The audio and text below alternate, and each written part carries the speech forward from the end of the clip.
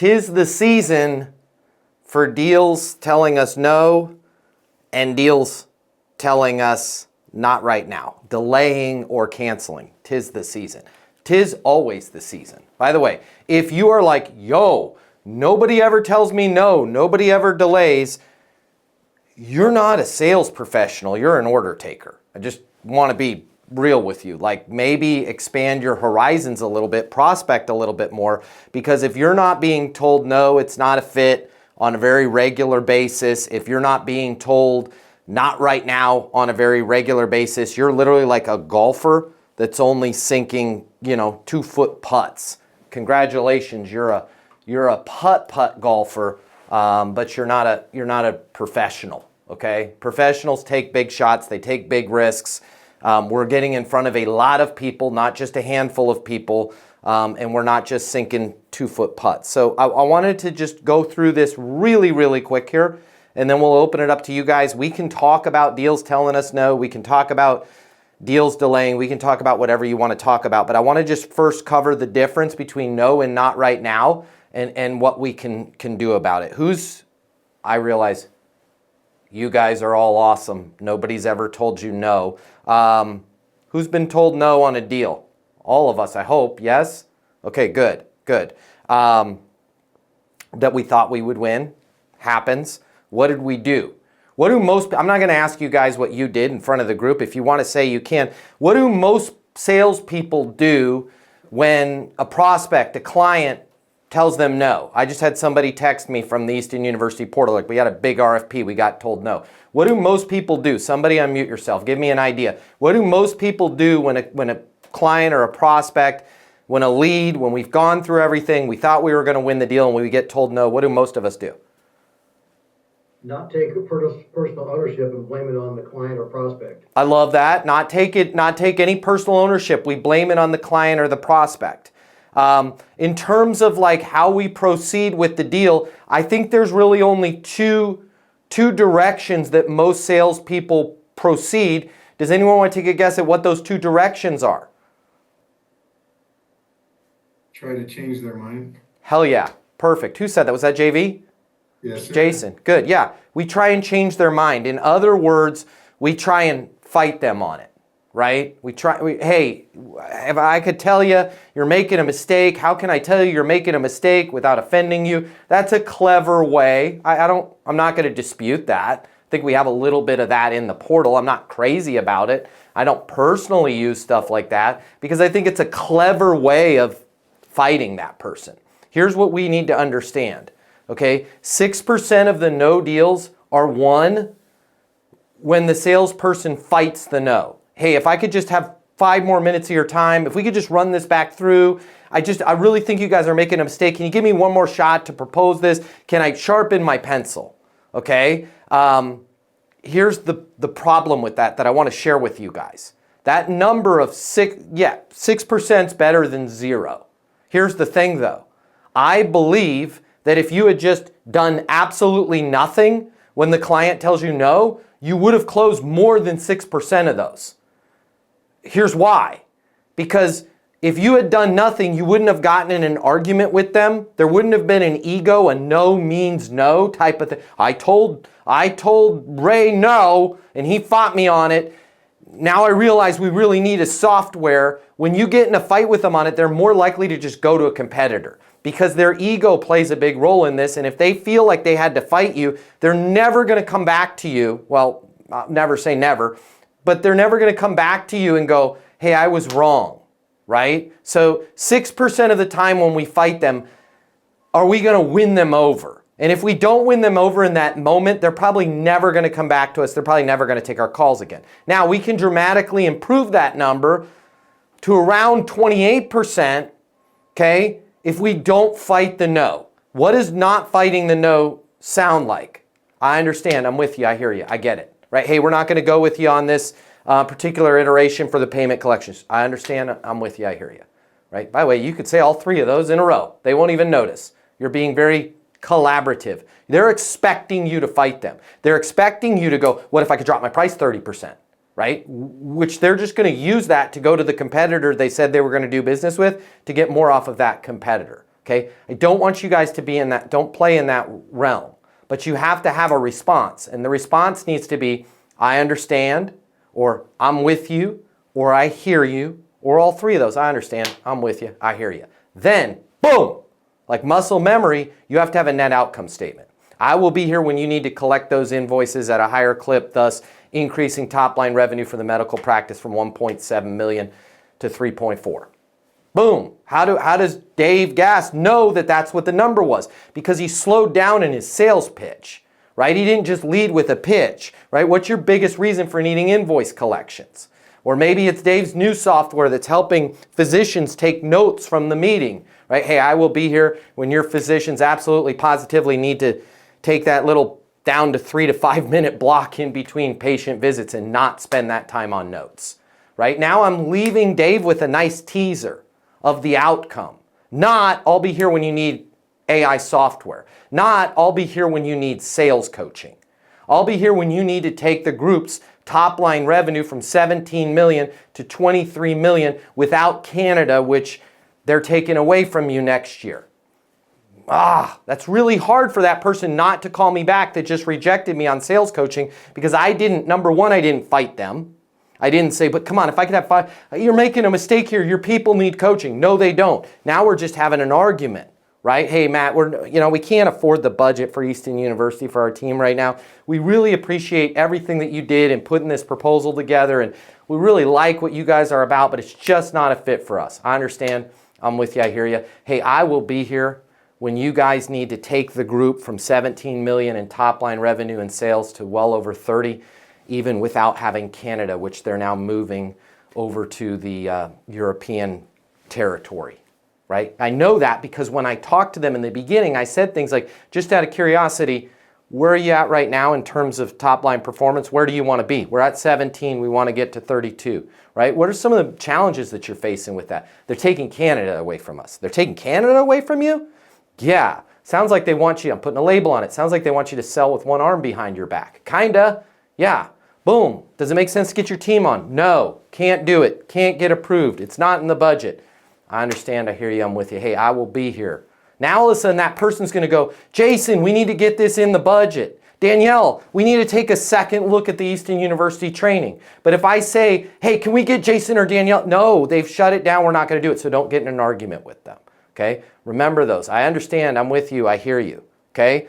Your net outcome statement. Also, don't be afraid to ask them for a favor if they say, hey, we're going with somebody else. We've signed the contract with somebody else. Jason, I really appreciate everything you put together on the logistics on this deal. We're just going to go with, we've got a company we've been doing business with for 40 years. We're going to go with them. I understand. I'm with you. I hear you. Right? Hey, can you do me a small favor? Sure, Matt, what is it? Well, we really appreciate the time you took in this proposal. Thinking I'm going to ask them for a renewal. Hey, with that provider, I realize you guys have been with them for 40 years. If anything doesn't feel right, if you guys start to get into this and the numbers are off, or you start to see the same problems occurring that were the reason why you reached out to us in the first place, company wasn't making good on their promises. They were saying it was going to cost one thing. And then when you got all the loads delivered, you found out there was these other charges. Maybe it's something as simple as they're not communicating with you and you don't feel like you're getting the respect that you deserve.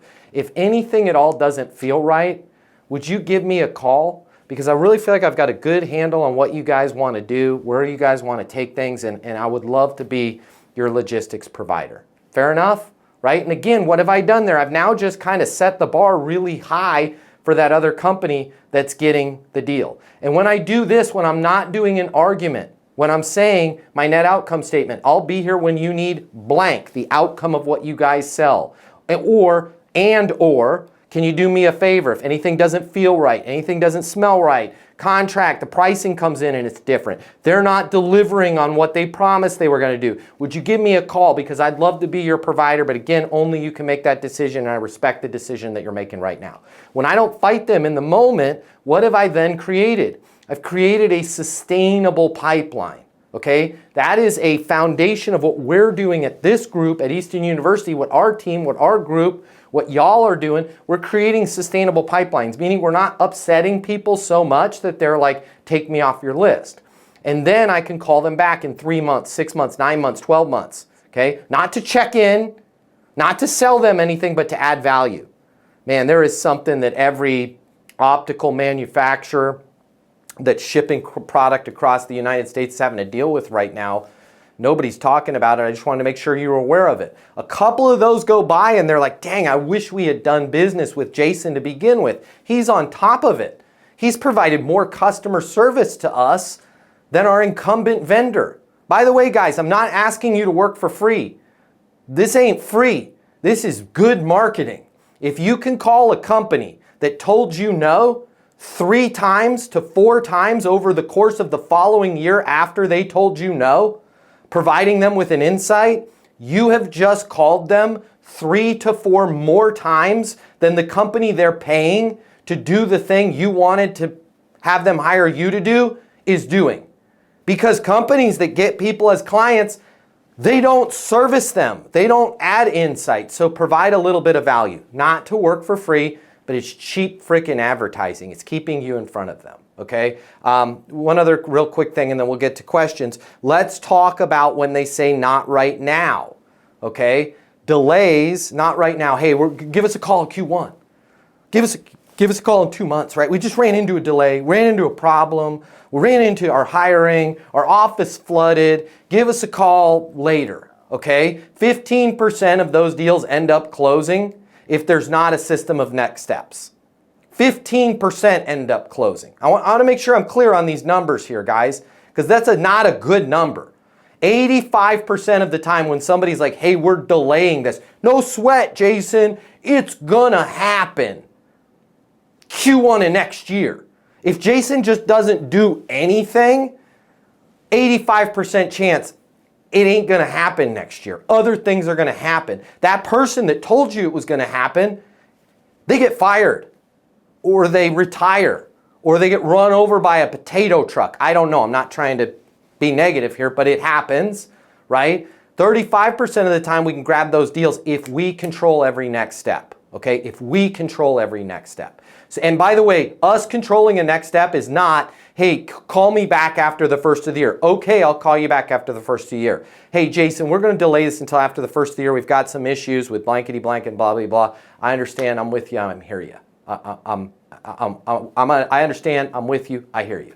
Right? And then hopefully you've monetized the deal. Matt, I just want to make sure that I'm clear on something. Right? If we delay this until the first of the year, you had talked about 4 additional shipments, each of those shipments getting your people, whatever it is, the monetization that you had. Or like in Dave's gas case, there's $375,000 worth of invoices that we could be working on right now. I just want to make sure that we're clear on this, right? I cannot start working on helping you recover the money from those invoices until I'm working on helping you recover the money from the invoices. And I'm not trying to be difficult here. I just want to make sure that we're all on the same page of the cost of delaying this, right? We had estimated an additional $47,000 a month into the practice if we can capture half of these invoices that are deemed unrecoverable right now, okay? As long as you're okay with that, I'm okay with that, and I will call you in 3 months. But we're well over $120,000 that we could bring into the firm if we started right now, right? Yeah, I know, I'm okay with that. Again, I understand, I'm with you. I hear you. BNSO, what's a good next step? I'm not sure. What's a good next step for me? Now, if they tell, like Dave Gast, if they say to Dave, hey, we're going to punt this until the end of next year, he might want to skip. He for sure wants to skip the what's a good next step because they said, we're going to punt until the beginning of next year, okay? He might also want to skip the what's a good next step for me and then say, totally makes sense. I'll plan on giving you a call the 7th of January. And then also what I'd like to do is just check in with you on the 20th of December as we're getting ready to start that next year just to make sure we're all still on the same page. Fair enough? And then Dave's just controlling the next steps, right? And when he calls them, he can say, hey, as promised, calling to see if it makes sense to move the deal forward. Not calling to see if you guys had a chance to relook at everything. Don't be negative. Calling to see if it makes sense to move the deal forward so you can. And the blank is the outcome. And if they say no, once you understand the outcome, that perfectly positions you for your net outcome statement. No, hey, we had some leadership changes here, Dave. I've got some bad news for you. We're not going with it. hey, I understand, I'm with you, I hear you. I will be here when you guys need to collect those invoices and generate that additional $47,000 in top line monthly revenue that right now is going out the door completely unrecoverable. Fair enough, right? And Dave just needs to know that, and he needs to reflexively be able to say that. And you guys might be saying, well, don't walk away that fast. I'm not telling you to walk away that fast. I'm telling you to walk away right now. When that person tells you no, give them a net outcome statement and let that marinate a little bit. Because if they've just told you no, or they've just told you that they've approved a relationship with somebody else, and you fight in that moment, they're prepared for that. We need to leave them with a net outcome statement, or can you do me a favor, if anything, and then call them back in a week after things have calmed down a little bit, if that makes sense. That's what I wanted to talk about with you guys right now. We can open up for questions on this. Anything else, I'm here for you 100%. Hey, it's Matt Easton, founder of Easton University, the most effective sales coaching system in the world. If you like this video and you want to learn how to close, I want to give you my closing mini masterclass for free. Click the link somewhere around here, or just simply comment with the word closer, and I will get you access to the closing mini masterclass. I'll cover the $299 cost for you. It's free to you.